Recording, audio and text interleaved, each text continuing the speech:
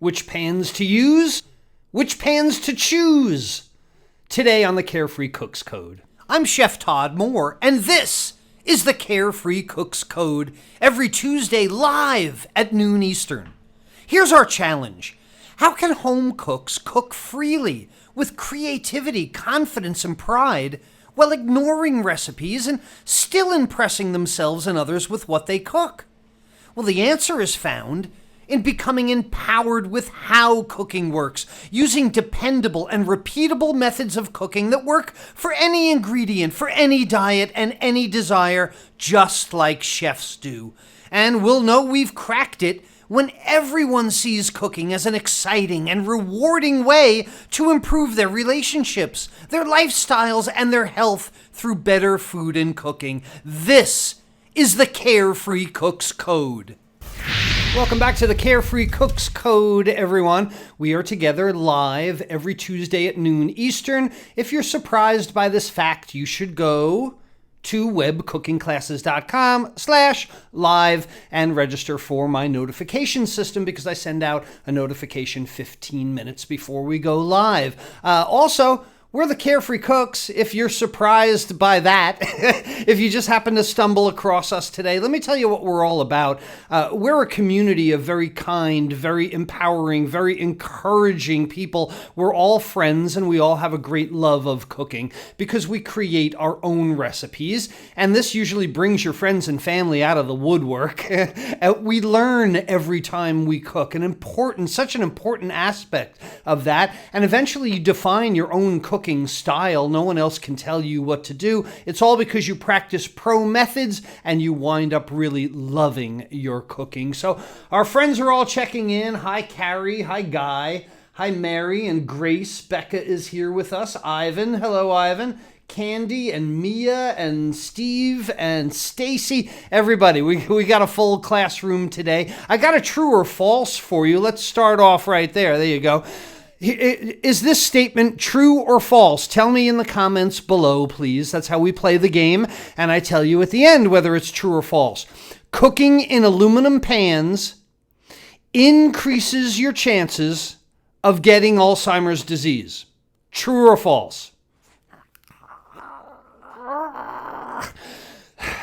True or false? We'll get to that later. All right. So I get so many questions all the time about which pots and pans to choose. And the question usually comes out in which brand of pots and pans to choose. And everybody's very focused on the name brand. And I understand that, especially here in the US. We're very status focused. We're very name brand focused.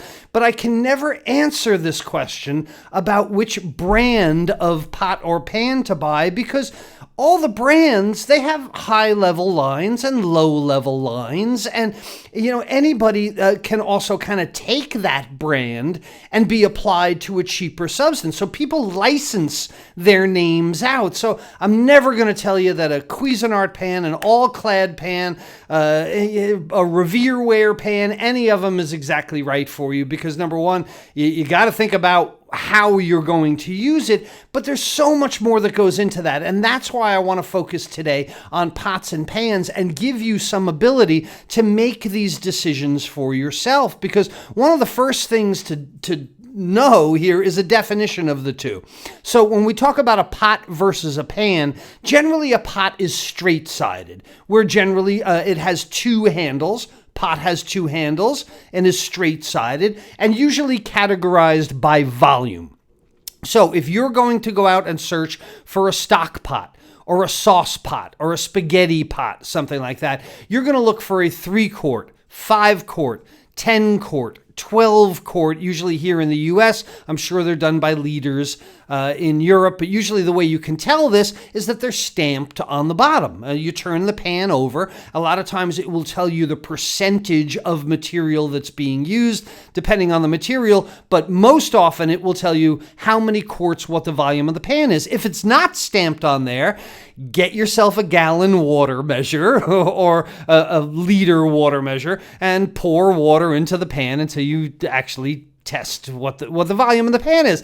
No, you don't do this in the store. That they don't like when you start using the pans, pulling them out of the box when you get home. But usually it's put on the side. Now, I know that there's going to be exceptions to this, and you're going to write me and tell me, well, what about this? What about that? Yes, there's always exceptions, but generally a pot is used for moist cooking methods. That's what we're going to use pots for. They're used for stocks. They're used for soups, liquids, things like that. Now, pans, generally a pan is slope-sided. Yes, there are straight-sided pans, no doubt about it, but to categorize these things, which I love to do, is I think learning becomes so much easier when you kind of put things in buckets, you know?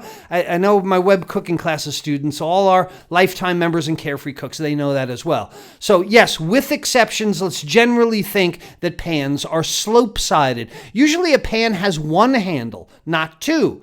Chef Todd, is there such thing in the world as a pan with two handles? Yes, yes there is. But I'm talking about generalizations and categorizing here.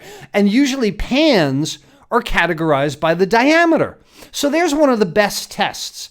If you care, or if you want to know if you have a pot or a pan, is it a 3-quart item or is it a 9-inch item or a 20-centimeter item or whatever it might be? Diameter for pans, volume for pots. Okay, so that's, and pans, by the way, generally used for conductive cooking methods. Stovetop saute, pan frying with oil, reducing liquids. Generally, it's on the stovetop that you're going to use a pan for conductive heat. Very often pots, which are filled with liquid, and then the liquid transfers the heat to the food, that's convective heat. So pots, another difference, pots used for convection, pans used for conduction. So let's talk about the construction of these items, because this is going to make so much more difference to you than the brand name of it. What it is actually made out of is so much more important, because what it's made out of dictates how it transfers heat to food. And that's why you're buying a pan, right? You want something that is going to take the heat from your stove and transfer it to the food in the best way that you can. So when we start talking about construction of pans, the first one is copper. Now, a copper pan is a great pan. It's a beautiful pan. And those of us that grew up in the 50s, 60s, or 70s, the Revereware pans were all the rage. And I know your mom probably had a set of Revereware hanging over the stove, whether those were the ones she actually cooked with or not. I know my mom had a set of them, and they were usually decorative. They were on the wall. But a pan that's made of copper is really the best heat conductor you can get. A truly copper pan conducts heat, brings it to it, retains heat, and distributes heat better than any other metal. And that's why a lot of times when you go to a chocolate shop, pastries that are making pastry creams, in the bake shop, you will find so much more copper pans than you ever will on the savory side of a kitchen, because of its ability to conduct heat. The problem is it's really caustic. It reacts with acids. You don't want to reduce pineapple juice in a copper pan. It's very reactive, and I've heard some terrible stories about food illnesses that have been transferred to people making. I won't even repeat it. It's a terrible catering story about a guy that put like fruit punch in copper pitchers, and it made a whole bunch of people sick. The other thing about copper is it's soft. It dents really easily. It scratches really easy. And so if you're going to use this like on the saute line of a restaurant, you're going to destroy that pan. If you're going to deglaze in it, you're going to heat it up and then pour a cold liquid in it, the thing's going to warp like crazy. And it's one of the most expensive materials you can use. So if you like copper pans because of the way they look, use like a copper pan in a double boiler. Use a copper pan to temper chocolate or make creams. Use it for its right purpose. I would not suggest that you saute things with a copper pan, because it will warp and scratch and dent and so on. So I'm not saying it's bad, but it has its own purpose. Now, aluminum pans, part of our true or false today. I'll remind you, if you haven't voted yet, true or false, cooking in aluminum gives you Alzheimer's disease. True or false? Aluminum is a good heat conductor. Not as good as copper, better than some other materials. It's a good heat conductor. They're light, they're cheap. The other thing about some of these other pans we'll talk about in a minute, they're very heavy. The set that I got from my mom that I use now, she gave to me is an incredible set of pans, and she just couldn't lift them. I mean, they were just so heavy. So aluminum is very light. It's really cheap. You can replace them a lot. It is a soft metal. It's going to scratch. It's going to warp. If you're using this for saute and deglazing the pan, you're going to get a bump on the bottom of the pan eventually, and your pan will not sit on the stove flat. I got one right now that's like a seesaw pan. But people comment on the videos in web cooking classes that I did in my catering company in a commercial kitchen, and they're always commenting about these aluminum pans, why I'm using aluminum pans. And the first answer in a commercial kitchen is because they're cheap. We throw them out. Every 6 months we donate them somewhere or get rid of them if they're so bad. If I did this with copper pans, my catering company, my restaurant would never make any money. We're not going to throw away the copper pans every 3 to 6 months. The next is stainless steel. And first I'm going to talk about a stainless steel inset. The inside of a stainless steel pan. It's actually a very poor conductor of heat. It's one of the worst conductors of heat that you can have. Anyone that's had a cheaper stainless steel pan has seen hot spots on the pan. You have one corner of this pan, even though it's round and round things don't have corners, I know that, but one edge of the pan where it's scorched. And these cheaper pans that don't distribute heat very well, that are stainless steel, have scorched spots on them. And I know you have. So why, Chef Todd, why would you ever use a stainless steel pan if it's such a horrible conductor of heat? Well, it's the most durable. It will not warp. It will not scratch. It will misshapen when you deglaze in them. It's really the best material to make in touch with the food. It's not caustic. It won't react with things like copper will.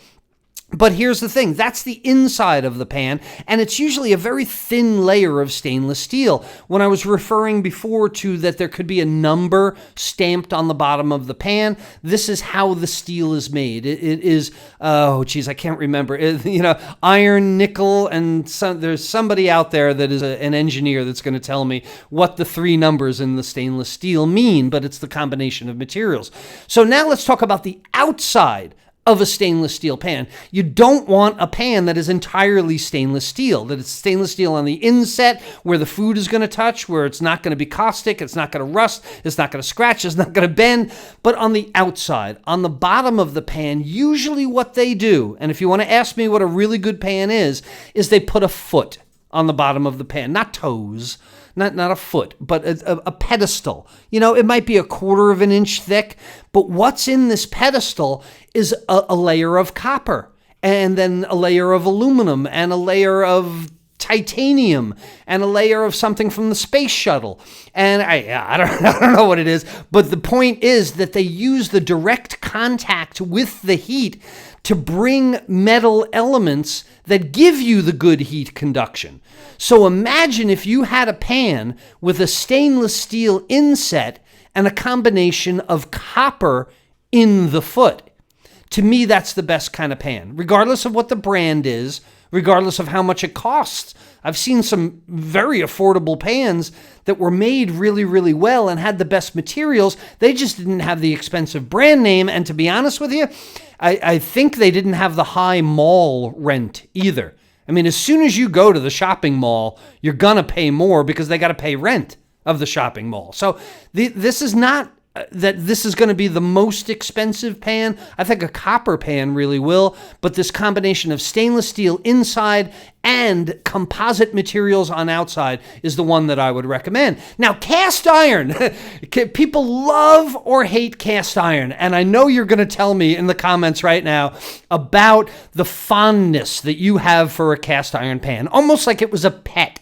We all talked about our dogs or pets that we had when we were in childhood, and then talked about the cast iron pan that grandma made the cornbread in. We might have more nostalgia for the cast iron pan. Cast iron pans are great. They are fantastic heat conductors. They bring heat to them slowly, but they do heat up. And another great thing about a cast iron pan is that it is a great heat retainer. It retains heat very, very well. So like an aluminum pan will bring on heat pretty well, but it cools off very, very quickly. A copper pan will heat up evenly and very well, but a copper pan will cool down very quickly. A cast iron pan will retain that heat for up to an hour or more. And you know what? That's why Grandma was baking her cornbread in the cast iron pan.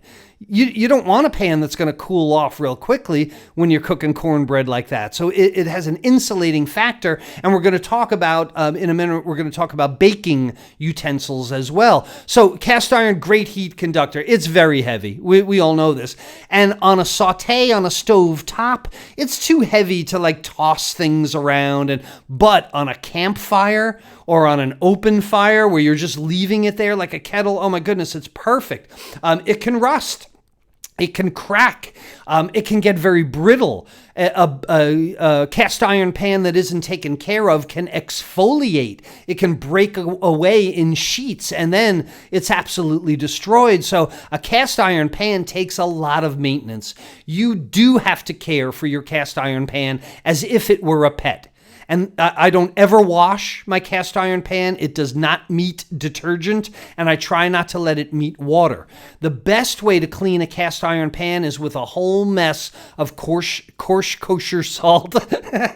I mess that up every single time. I got a thing in my head. Coarse kosher salt goes in a cast iron pan with a towel. Scrub, abrasive nature of it. The salt will absorb a lot of that grease and material. Wipe it out with another towel. It doesn't touch water. A little bit like the rolling pin. Your rolling pin should never touch water. Maybe we'll talk about that another time. All right, let's talk about baking vessels as well, or I don't know that I've ever seen a glass saute pan. I did at one time have a glass stock pot that I used to make barbecue sauce in because there was so much acid in my barbecue sauce. The tomatoes, there was an apple cider vinegar.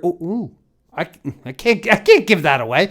My New York Attitude bourbon barbecue sauce had to go in a glass stock pot because I didn't want to simmer it in aluminum or copper, for heaven's sake, for a long period of time. Glass retains heat really, really well, and this is why we do casseroles in it. This is why when you take, a casserole to the potluck, bring it in a glass dish.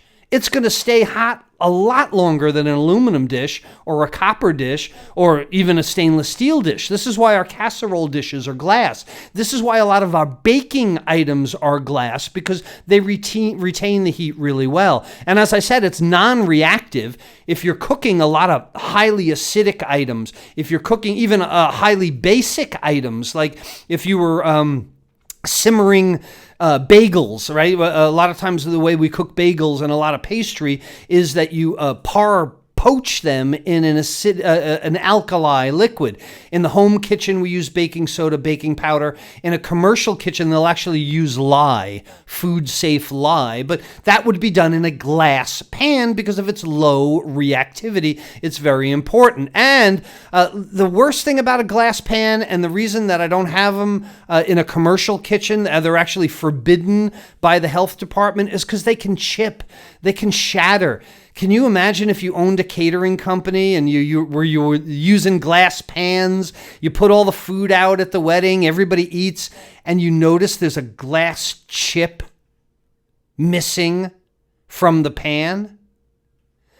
Your fear, of course, would be that wound up in the food somehow. Now, you find a hair in your food, that's disgusting and nobody likes it, but it's not going to make you sick. You find a glass chip in your food, and that's a real problem. And that's why we don't use these on a commercial level. I do use them for roasting. When I do chicken wings, I'll get the glass very, very hot. Those that have seen the bonus video in web cooking classes lesson week number 1 know what I'm talking about with the way I do my chicken wings. I use glass a lot of times because it retains the heat so well. It's actually what I had last night. As a matter matter of fact. Ceramic items.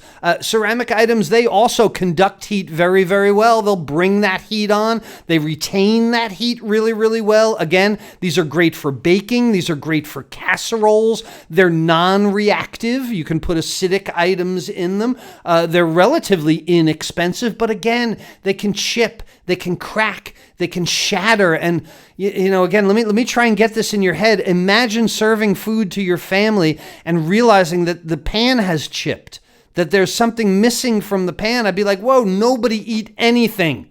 The entire dinner is going out. That just worries me so much with these glass and enamel pans. Enamel. Oh, my goodness. Everybody that loves the Le Creuset ware, you're going to have to forgive me for a minute and understand this is my opinion and it might differ from yours. I hate these pans.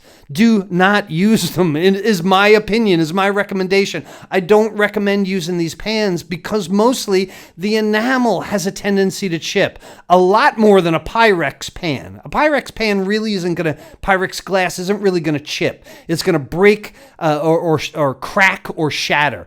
But this enamel, man, it always seems to come off. It always seems to chip. And what this does is encourage bacterial growth. So when you have a chip under the enamel, that means that the bonding agent, the bonding chemicals that they use to bond enamel to metal, they not only can be toxic, but they can create an airspace. So these things, they're heavy. They chip. They look good on your shelf if you want, but I really have a real problem with them. Now, you think that was a soapbox? Don't get me started about Teflon or even the anodized non-stick cookware. Let me tell you something. They are a very poor conductor of heat. Teflon is meant for non-stick. It doesn't conduct heat well at all, and it's usually put on an aluminum pan. They're not going to put a non-stick surface on a copper pan. They usually don't put it on a composite material foot stainless steel pan. So you usually got a cheap pan to begin with that is not going to retain heat, that is not going to conduct heat very well, but you're using it just because it's for non-stick. It's good for eggs. That's it.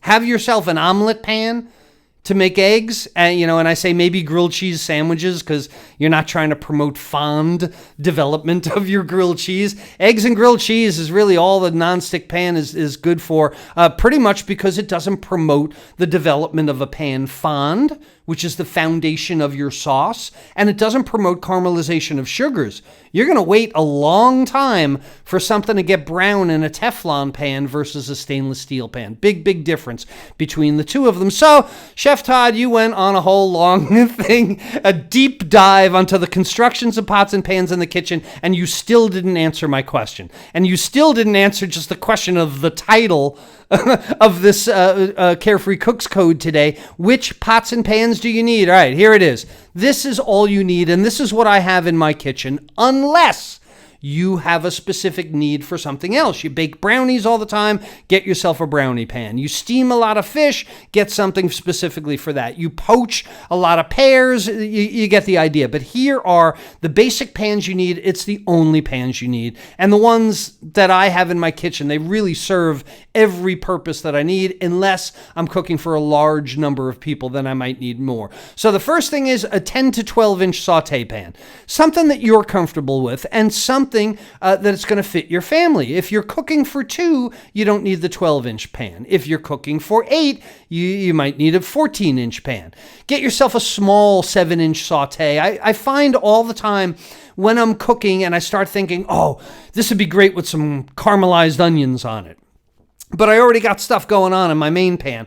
I'll take out the small saute the onions, add it to something else. If I'm making crab cakes, I saute onions in butter, then they go in with the crab and the mayonnaise and so on and so forth. Then they're made patties and roasted in the oven or broiled in the oven. So all I'm doing is sauteing a little bit of onion. That's what your 7-inch pan is for. Always a good one to have. For poaching as well. If I'm going to poach an ingredient to go into another preparation, I get out the small pan and I fill it with stock. Have a 12-inch braising pan. Okay, now braising is a pan, but most often has 2 handles. Braising pan, make sure it's oven safe. And this is another reason that we don't use Teflon or fake coatings, because you can't put them in the oven. at 500 degrees Fahrenheit, they will break down and emit an odor that will kill birds. It's true, okay? That we'll do that a true false one day, but now I've told you it's true. A 12-inch braising pan. This is where you brown items first. You fill the pan with liquids, acidic ingredients, and it goes in the oven under convective heat. It's also a larger pan usually, and it has straight sides. This is where if I were browning chicken cutlets, batches of them, many of them, I'd probably use my braising pan because of the large surface area on the bottom. And have yourself a Teflon pan. I have a 9-inch pan that I use for making omelets in the morning. A 7-inch Teflon will make smaller omelets. A 10-inch Teflon will make larger, thinner omelets, and so on. So for your pans, a 10 to 12-inch saute, 7-inch saute, a large braising pan, and a Teflon pan. For your pots, a sauce pot, a 1-quart sauce pot, which you might call a sauce pan if it had one handle, even though it has straight sides. Oh my God, I told you this was going to be so confusing, that there are going to be so many exceptions to the rule. This is your small saucepan. This is the one you might melt butter in. This is where you make your quick bechamel sauce to add to something else. This is where you're warming things up, cans of beans, things on the side, your 1-quart saucepan. You have a 2 to 5-quart saucepan. This is where you're making larger quantities of sauce or smaller amounts of pasta, or making a soup would go in your 5-quart saucepan. And then you need a stock pot, a large 10, 12, 15-quart stock pot, straight-sided, 2 handles. This is where you'll make your spaghetti. This is where I do my canning, hot water canning of the barbecue sauce. Using that together. And then anything specialty, you want a glass baking dish, sheet pans for doing cookies and stuff like that. A pasta insert is very, very helpful, one that fits in your stock pot. That way you're not trying to lift heavy, 12 quarts of boiling water to pour down the sink. You just lift your pasta out, let the water cool a little bit, and deal with it later. And my favorite one, if you've seen any of my videos, it appears, only I appear in more videos than my vegetable steamer. I have an asparagus steamer that I absolutely love. It's tall, so the steam kind of gets a little high and gets trapped up in there, and it's got this tall basket. Perfect for asparagus, but I steam everything in there. It's just a small pot that goes on the stove, and a lot of times if I'm doing salads or if I'm doing a stir fry, I've got to steam the broccoli and chill it. I'm going to make the carrots softer by steaming them and then shock them and chill it. I've got potatoes that I'm making for potato salad. Instead of boiling them, I'll steam them under indirect convective heat, and this item is perfect for it. So those are really the only pots and pans you need. Everything that you can think of pretty much can be handled in your home kitchen with those pots and pans. And again, if there's a specialty item you need to go for it and get that specialty item, because you are always making paella, so you have a paella pan. You do a lot of stir fry, so you want to wok, things like that. The dish of the week this week, this was so impressive. This made me so happy. It was... Who was it? It was Matt. Matt went camping this weekend. And I'm telling you, that's what he told me. I went camping this weekend, posted this in our Carefree Cooks community, and I thought this was so cool. So let me read what he wrote. Matt says, normally we'd pack the car with a collection of canned foods, sandwiches, and snacks. But this time, being inspired by, I'm parenthetically saying that, being inspired by our community, Matt says, this time we decided to bring some fresh proteins, veggies, grains, fats, liquids, seasonings. He does like my vacation pantry packing video. This is one of the first bonuses in web cooking classes, right? So he says we were in the mood for something international, and I love when people get outside their comfort zone. So they ended up making a curried chicken dish using the saute method on an open fire in the wilderness, I guess, with a cast iron pan. So the reason that this is dish of the week is I just thought it was so fantastic that he's gone from canned foods to bringing excuse me, real fresh ingredients camping. But there he is with the cast iron pan. He chose the right pan also. He's got these chicken thighs that he deboned. They go in the pan. He has, chicken curry. I really don't mean to boast, but this really was the best curry chicken I ever had in my life. It was crispy, it was moist, it was flavorful, and he served it with a side of turmeric rice. I experienced for the first time, Matt says, the joy of cooking with cast iron pots and pans. It was so satisfying. Thank you, Chef Todd. He's thanking me. He's the one that did it. Really, bravo, Matt. Look how good that is. And I guess the chicken was really tough because you needed a hatchet to cut it. I think that's just for effect that we're camping. Nicely done, Matt. Dish of the week this week. Let's get back to the true or false. The reason I bit my finger, oh my goodness, I'm so tired of hearing this. It is absolutely false that cooking in aluminum gives you Alzheimer's disease. It's just not true. Google it. You wouldn't believe how many times in a week somebody sends me a nasty message. How dare you teach people to cook, showing them aluminum pans? This is irresponsible. It's not true. Google it, look for it, go to Snopes.com. It's been debunked many times. So false. Anyone that said false, good for you. Use your aluminum. It's fine for you. And if you know someone that really needs to get their pots and pans straight, then you need to like and share this video. Like it and share it, and Facebook knows it's good too. And I've just added new sessions of my International Food Finds free online web class. If you want to use international flavors in your cooking, like you saw Matt do over an open fire, if your cooking's become a little staid, a little boring, a little same old, well, I'll tell you where you get your new inspirations from another culture, from another country, and that's why I travel. That's why I go interview these people that are doing amazing things with food. That's why I spend so much time going all over the place to bring it back to you. And if you go to webcookingclasses.com/world, you'll be able to choose a time that's best for you to attend this free web class. As I said, I've just added new sessions. Chef Todd Moore saying, hey, that was fun today, right? We're going to see you next Tuesday. Oh my goodness. Next Tuesday, I'll be traveling again, continuing work on the next Food Finds DVD that'll be coming out in 2020, my Caribbean Food Finds. So next Tuesday, you're going to have to guess where I am. Chef Todd Moore reminding you that there's a method to your cooking success.